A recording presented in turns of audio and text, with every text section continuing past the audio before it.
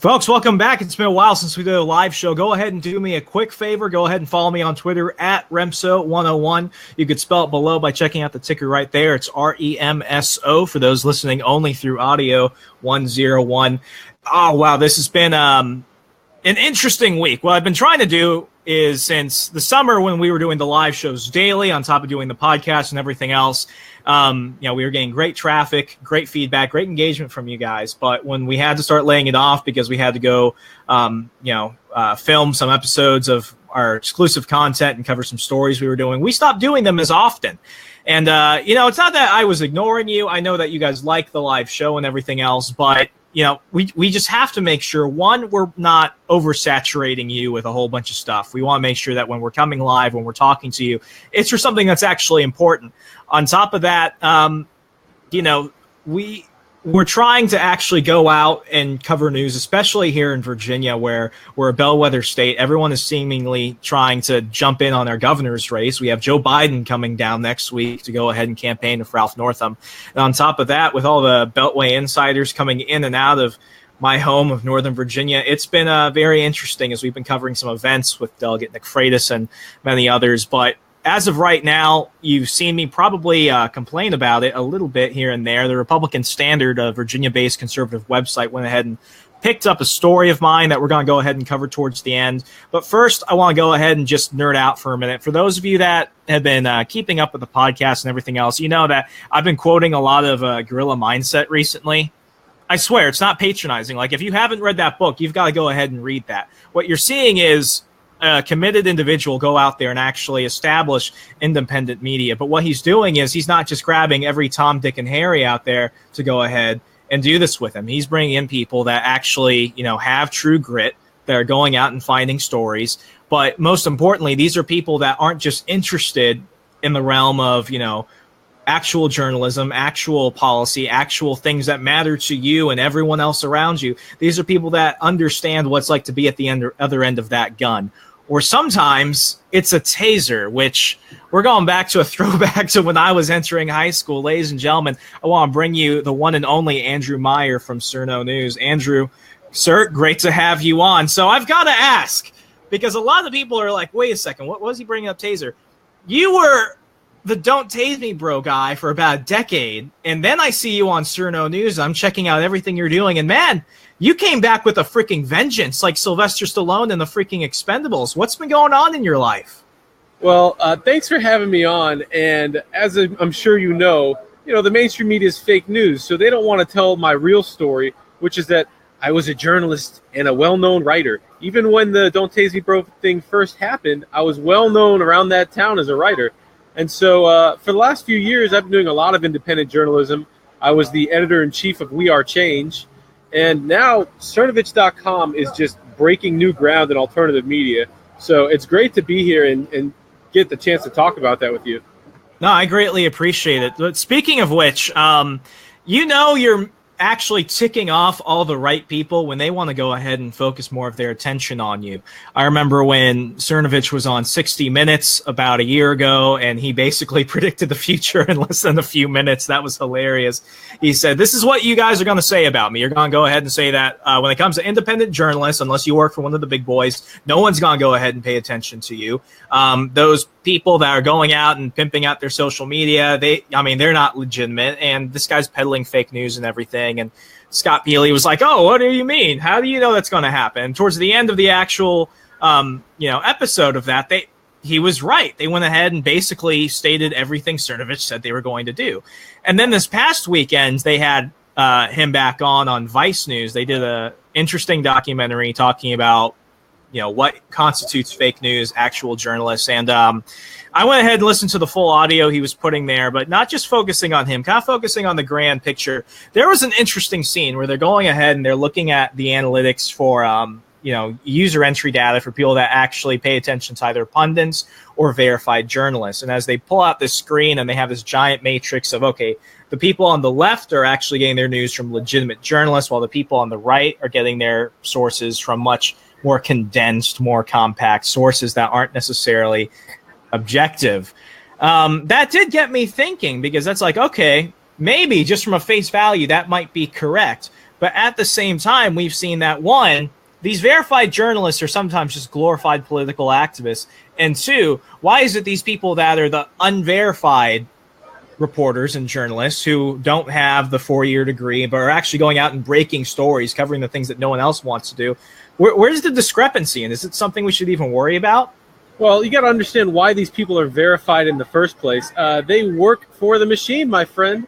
You know, the New York Times, owned by Wall Street consortiums and Mexican billionaire Carlos Slim. Okay, this is legitimacy, working for the system, the military-industrial complex. And as we know, you know, they're completely biased. James O'Keefe just dropped that story today, his new American Pravda, featuring a New York Times editor admitting his total bias against Trump, admitting he was a member of Antifa, the domestic terrorist organization. So we know that the left and the verified journalists on the left, they all have the same perspective, which is why you see even in the late night shows, the same jokes and the same perspective on Jimmy Kimmel, on Trevor Noah. They're all saying the same things because they're all bought and paid for by the same organizations in the Wall Street CFR club. So, you know, when they say, these unverified people over here, these unverified people, they're fake. Well, what gives you legitimacy? The fact that you're being paid by a Wall Street consortium that owns the New York Times and a Mexican billionaire that owns the New York Times and Jeff Bezos that owns the Washington Post? That's what gives you legitimacy, that you're a part of the military-industrial complex? I'll get my news somewhere else. Thank you very much. Exactly, and it's the crazy thing that's going on. Like, this was going to happen eventually, regardless of what side is taking advantage of it. I think is really happenstance, because what we're seeing, and you just look at the entertainment we're consuming. More and more millennials are actually unplugging from basic cable. More and more millennials are, not necessarily getting their news from the Wall Street Journal, Washington Post, all those old run-of-the-mill places that are still pumping out newspapers as if it makes them a profit. Washington Examiner, the Post have not made a profit from a newspaper in almost a decade, even before social media really got big.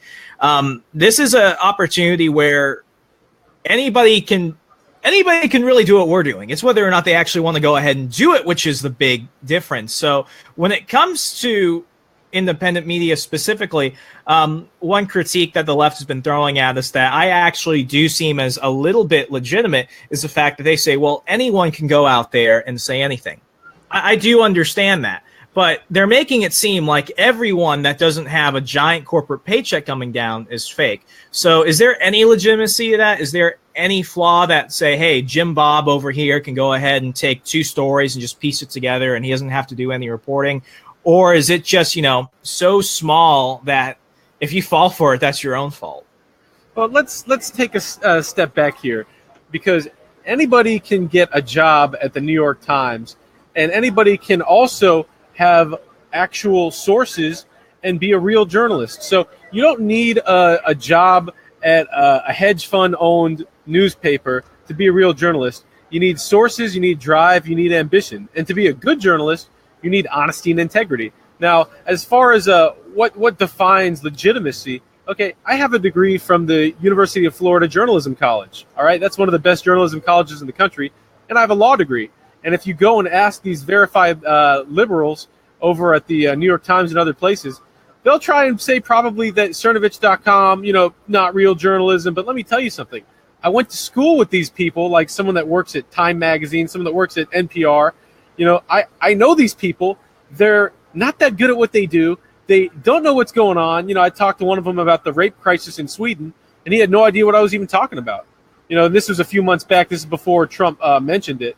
But these people that pretend to be well-informed journalists telling America what to do, they're nothing but mouthpieces and puppets for billionaires that are pointing, all right, you cover this for me. They don't have such a broad spectrum. There's an old saying that if you're not a liberal at the time you're 20, you don't have a heart. But if you're not a conservative by the time you're 40, you don't have a brain. And I don't claim to be a conservative, by the way. I call myself an independent because that's what I am. I'm an independent thinker. But a lot of the people on the left, okay, they're just liberals that haven't done their homework, and they think that they're moral people. But they don't even know the subjects that they're talking about. And I can tell you this firsthand from knowing a lot of these journalists that went to the same college I did, got a job because they don't know any better. They're innocent liberals and don't know any better, and go spew the same propaganda that they read in the New York Times when they were kids. Definitely. Speaking of that, one thing that I've been trying to kind of decipher is the line between a commentator and an actual journalist. Now, I do journalistic work. I go out, I investigate stories. I've broken a few stories here in the Commonwealth of Virginia, but I've never called myself an objective journalist. I say, guys, here's my bias. Here's where I'm coming from. This is me. So go ahead and piece it together. I find that some of the most honest people are the people that are saying, I'm not objective. I am completely biased. Do you think the term itself, objective journalism, is dead? Well, I will say there are some people that try their hardest to be completely in the middle. You know what I mean? Luke Rudkowski of We Are Change, Tim Pool, their whole thing is, I'm not left, I'm not right, I am firmly in the middle. But to be quite honest, even though everyone has a bias, I think the most objective people at this point are mostly on the new right, as Cernovich calls it. Mike Cernovich, I don't think, and a lot of people like him, like myself, I don't think they came to their positions out of a bias. A lot of the positions I now hold, I used to be on the other side of the argument. I was for open borders before I understood how destructive that is to the countries that have open borders. You know, as one of the guests on Cernovich News said recently, you know, even in science, every cell has a wall. If every organism just let in anything, you know, it would get viruses. It would die. So, you know, open borders, we know, has destroyed the United States working class. It's destroyed the safety in Europe. It doesn't work. I used to be on the other side of that argument, okay? And having the position that I have now, that saying, no, open borders would be terrible for America, that's not an unobjective opinion. That is completely objective. You might say I'm biased because I now have a perspective that goes one way, but that doesn't mean that I'm unbiased. That doesn't mean that I'm biased. I'm completely objective. It's just that I've seen the facts. That's what it is. Exactly, and I agree with you 100%. I think you put it better than how I've been trying to phrase it lately, because you could be objective and have a bias, but you could look at something objectively and put it out there and actually put out the story. It seems like that's unpopular, because if you go ahead and you publish something and then you go ahead and change your mind later when the facts portray themselves and you're like, oh, these are the new facts, I'll go ahead and change my opinion. It almost seems that for a lot of these mainstream journalists, you can't do that because you have to be 100% right all the time. And that kind of leads me to something else. I kind of want diverge it a little bit. I know I'm kind of picking the weeds here, but we've got an election here in Virginia. Mainstream media, when the Washington Examiner and the Post are both trying to jump on their local politics, that something interesting is happening. But I've been investigating a story as to why the Democratic Party is not publicizing former Attorney General Eric Holder coming to Northern Virginia and fundraising for Democrat candidates. I've been a campaign manager. I've been a consultant for several years. And one thing that you just know is that if you're hosting a big fundraiser with somebody that has a big name brand, you want to go ahead and publicize that, because if people don't know what's going on, they're not going to show up. And if they don't show up, there's no money. So they weren't publicizing it anywhere through emails and any of their social media. I had to go on an old local website to go ahead and find their calendar where it says, oh, on this day, which is this upcoming Friday, Eric Holder's going to come here. So I went and spoke to an official from the state Democratic Party. And when I brought this up, they're like, oh, well, maybe he's coming, maybe he's not. Eventually, they said, yes, he's coming. Then I'm like, oh, well, you guys are running on an anti-gun campaign right now for state and federal races.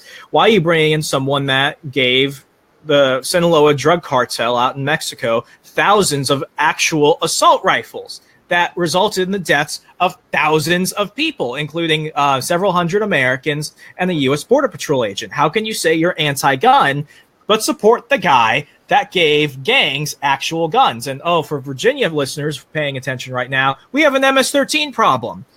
She proceeded to not only say, one, it didn't happen, then she's like, oh, well, the facts aren't there. Then she goes straight to fake news. And I love to hate that term fake news, because it's almost like Nazi. It's almost like anything else. No one knows what fake news really means. So in your best definition, how would you define fake news? Is it simply the absence of facts, or is it distorting the facts? Well, there's all kinds of fake news, and definitely the number one method of the media is to ignore, ignore, ignore. There's real stories out there. They don't want to talk about it. Like this Eric Holder thing you're bringing to the table. Like you said, Operation Fast and Furious, they don't want that out there. They don't want Breitbart jumping all over it. They don't want Cernovich jumping all over it, talking about, oh, look, Democrats are trotting out Eric Holder, who's completely involved in this scandal with guns going to Mexican drug cartels. So they want to keep that very quiet. That's the number one thing the media does. Fake news by omission. They don't want to tell you the facts because, well, then you won't think the way they want you to think. But then, of course, they will lie. The media lies all the time. But the New York Times famously during the election printed a story on their front page saying that a woman came forward saying Trump abused her at a pool party. And then her name was Roanne Brewer Lane, I believe. Didn't she disappear? When she was supposed to show up in court? No one even knows if she was real or not. No. I think you're thinking of someone else. Roanne Brewer Lane actually dated Trump for a while. Okay. I am thinking of someone else then. My bad. Yeah, a lot of people came forward in the middle of the election and said, "Oh, Trump did this to me." They were being represented by Democrat lawyers, and then right after the election, they disappeared. Oh, shocking, And that's an example of fake news. Them not covering the fact that, hey, where'd all those women go that said they were abused? Where'd they go? But that's one kind of fake news. But another kind, the New York Times on their front page was saying that Roanne Brewer Lane said she was abused by Trump at a pool party. The next day, she was on TV saying, I didn't say I was abused. I actually had a great time. And I dated him for a while because I had a great time with him. And the New York Times, where is their shame for the outright lying on their front page? After the election, their publisher went and said, we're going to try and do a better job. He's not going to say, yeah, we know we've been lying. We've been making stuff up. We tried to beat Trump and we lied, and we'll try and do better. But, they don't even mean it. They're just sorry that they lost and that they're losing all their readers. They'll print fake news all day as long as they can get away with it. So we got to call them out. That's the real fake news. The New York Times, CNN, ABC, NBC, they all say the same thing, and they're all telling the same lies. This is where things are getting kind of through the looking glass for me, because I agree with you 100% there. And if we could just leave it at that, I think people would stop arguing about what's facts, what's not facts. But the thing is, there were 5 women around this official. They were all activists, and what they all try to do is they always try and pump themselves up before they go ahead and get smacked down. But they're like, oh yeah, we're educated voters, we're very knowledgeable Democrats. Of those women, so let's take out the official I spoke to. Of those women, 5 of them, 4 of them said that they had never heard of Operation Fast and Furious. The same 4 women, the 5th woman said that it didn't happen. It was fake. But they said that it was basically either they'd never heard of it, which means they could play ignorant, or it didn't happen. Then I brought up the fact that Holder kicked out the Associated Press, and Obama was supposed to be the press-friendly president. He kicked out the Associated Press from the White House press room, and then he spied on Huffington Post, Washington Post, Fox News. So the person that was supposed to be the press-friendly president had his attorney general kicking people out, and then he was spying on them. Do you think, the media can go ahead and spin things and they could, just completely alter stories and leave out facts, but do you think that some of these people are just outright stupid? I sound mean when I say that, but that's the best way I could ask it. No, there's plenty of very, very intelligent people on the left. I think what they are is completely misinformed. You're the example you give, the people talking about Fast and Furious, they have no idea what you're talking about. So many times, if you bring real information to the table, you sound crazy to them because they get their legitimate news from the New York Times and Washington Post, wherever else. They think that reading makes them smart. They have no idea that reading it makes them completely ill-informed. And so you bring to the table stories that, well, if this were true, obviously it would be in the New York Times. So they are deep into basically a psychological paradigm that is hard to break out of because they don't want to think of themselves as being tricked.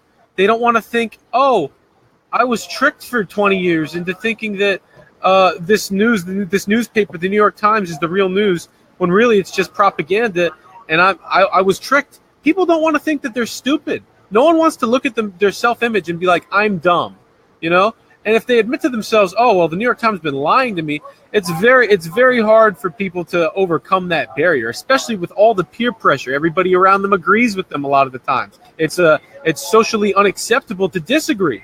So very hard to break out of that paradigm. I wouldn't call them stupid. I just think a lot of them, they want to be seen as moral and just and good, and they don't want to rock the boat too much. You know, there's a lot of social danger in rocking that boat.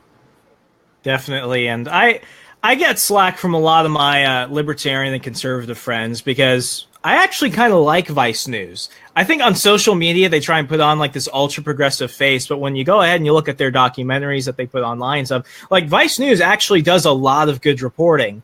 And there's like one or two people at the Washington Post who every once in a while go ahead and put up a really good piece. But because no one ever asks this, is there any source on the left that you actually have some respect for?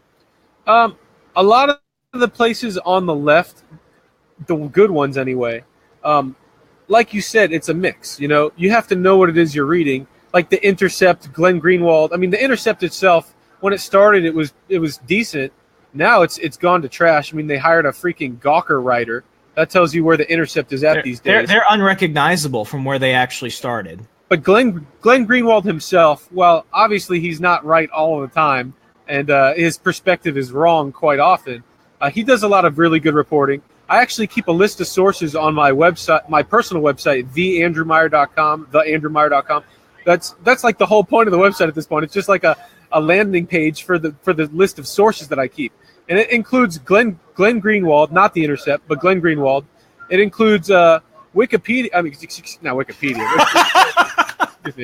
Yeah, WikiLeaks. I actually think that Julian Assange has more of a leftist perspective, although he plays it down the middle. But I think he's more of a leftist. But who knows for sure? He really tries to keep it close to the chest. But WikiLeaks is great. I like the Free Thought Project sometimes, and I don't think they'd call themselves leftist, but a lot of their positions are. But they're okay. Collective Evolution is okay. They do some good things. So Common Dreams I used to follow a little bit. Not so much anymore. Antiwar.com does a decent job. So yeah, there's some places on the left you can check it out and see what they're doing, because sometimes they have some good information. You got to know what their perspective is. And if they're being honest about it, that's great. Like Dave Rubin, he's honest. He says that he's a liberal. Although, honestly, I think after talking to all these Trump people, I think he's like a closet Trump supporter at this point. But, yeah, there's people on the left that actually can have an intellectual conversation without throwing out fake news or being completely triggered. Definitely. So, Andrew, gotta let you go in a minute. For those watching that are saying, hey, I want to go out and report a story. I want to go out and be a guerrilla journalist or a citizen journalist. Or maybe they want to go to school, actually get a degree in journalism. I'm not saying that's bad. I think I've been like attacking four-year education, especially since I finished my undergrad. But, if people want to go out the educational route, they can. But what's your advice for those folks at home that want to get involved in this type of thing? If you want to get a 4-year journalism degree, I mean, it costs a lot of money. What are they going to teach you? I'm not sure the value is quite there. If you read and write a lot and you can mimic, AP style, you can pretty much figure it out. I'm not saying you should not get a journalism degree. You just got to know the risks and rewards. But I mean, InfoWars, for example, they're hiring, and they openly stated, we don't care if you have a journalism degree. We care. Can you write the articles? Can you get on video and talk competently? What skills do you have? The skills. That's what makes a journalist. The skills, the sources, the honesty and integrity. And anybody can go out there and start doing that. And if you're really that interested, what's local to you? What's your local congressman's positions? Go ask him hey, why do you support this? Go get out there, find your local stories, and just move the football down the field. Whatever the important story that people don't want to talk about is, find the angle, move that football down the field, get in touch with whoever you can that maybe has a bigger microphone, and do whatever you can and keep working. And when you have the right energy, you're going to find the right platform. Exactly. And, I've got to ask this because you left it off with such a great thing that I kind of want to throw out there. If you've got the right energy and you've got the right platform. 10 years ago, we could not be doing what we're doing now. I mean, it's remarkable. Technology, social media, everyone's like, oh my God, we're all going to hell with this. But honestly, I think it's beautiful when it's used for the right causes and it's used the right way. Obviously, when people in Chicago are live streaming murders, that's not fun. But, for things like this is beautiful, disruptive technology. Where do you see the future of, I'm not even going to call it alternative media, because now alternative media is the new mainstream. I'll just call it independent. Where do you see the course of alternative media, maybe like, I don't know, let's say 2 years from now at this point. So that way we get 2020 in sight. For the longest time, Alex Jones and other people in independent media have been saying that the mainstream media is dying. They're going down the tubes. And I always I supported that idea. And I think I intellectually believed it. But I was like, when is it going to happen? It felt very uncertain. Now, I mean, the New York Times fired their public editor. They had to fire their public editor. Whoa, they did that? The New York Times had a public editor. Basically, let's say the New York Times lies about somebody, and that person wants to say, hey, New York Times, you lied about me. They go contact the public editor. So the New York Times fired their public editor. They fired a lot of staff because they are failing. Their circulation is failing. The Miami Herald, the same thing. People don't get their news from the newspaper. As Dan Levitard, one of my old used to love reading his sports column in the Miami Herald, but he used to say, once the internet came in, he'd say it's yesterday's news in your bushes today. So newspapers are definitely failing. The internet is the news source, and anybody that has the honesty and integrity like we do at Cernovich Media, you have instant credibility. Perfect. Anyway, Andrew, thank you so much for coming on. Great to see that you're definitely striking back with the sound and the fury to go with it. Best of luck to you and everyone else at Cernovich Media. Greatly appreciate it. Thank you very much, and I will let you know I got a book coming out soon. Don't tase me, bro. Real questions, fake news, and my life is a meme. And let me tell you, it's a great book. It's awesome. Dude, I cannot. I am looking forward to that. You gotta send me the link. We'll go ahead and include it in the show notes and everything. It's not out yet. When it's out, I'm happy to let you know. But we'll pimp it out. We're gonna make this big. We're gonna make it huge. Perfect. Thank you so much, man. Take care, folks. Thank you.